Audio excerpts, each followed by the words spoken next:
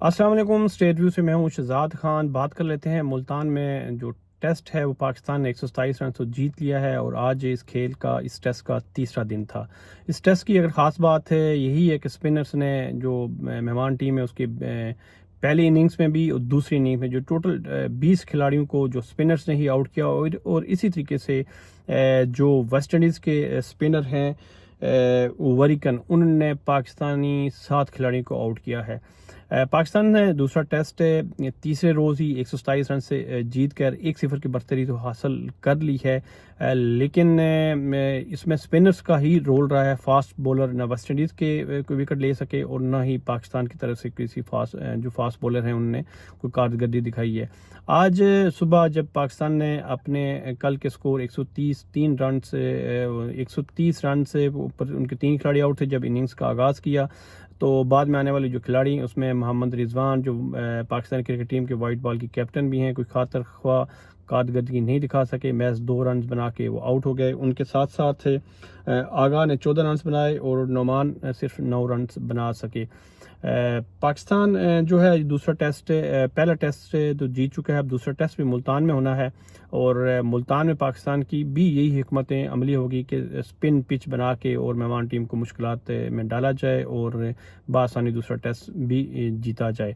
जो अगर मान साजिद खान जो स्पिनर हैं पाकिस्तान की तरफ से उनकी अगर बात की जाए तो उन्होंने टोटल 9 विकेटें ली हैं और पहली इनिंग्स में उनकी 4 विकेटें थी, दूसरी इनिंग्स में उनकी 5 विकेटें हैं और पहली इनिंग्स में उनकी 18 कीमती रन्स भी शामिल हैं। दूसरी इनिंग्स में वो जल्द आउट हो गया, वो मैच 6 रन्स बना सके और इसी तरीके से अबरार दूसरी इनिंग्स में 4 खिलाड़ियों को आउट करने में कामयाब हुए। नोमान अली के जो हैं उनकी हिस्से में 1 विकेट आई है और अलबत्ता उनके जो मिडिल ऑर्डर बैट्समैन थे एथेंजी उनके 55 रन से वो मजम्मत करते हुए नज़र तो आए, लेकिन उनके 55 रन से जो है ना उनको अपनी टीम के लिए अपनी टीम को शिकस्त से न बचा सके।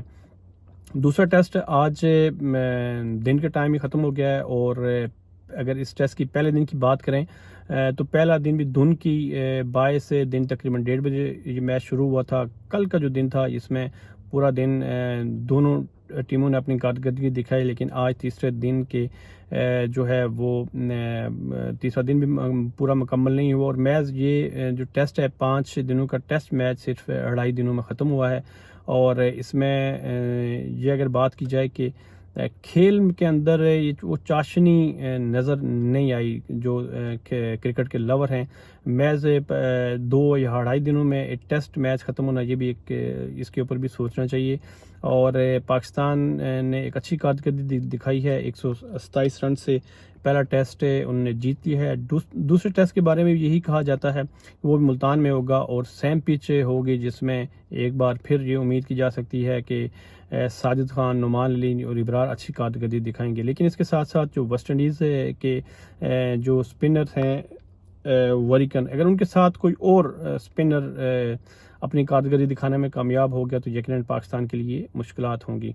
इसके साथ मुझे दे दीजिए इजाज़त। अल्लाह हाफिज़।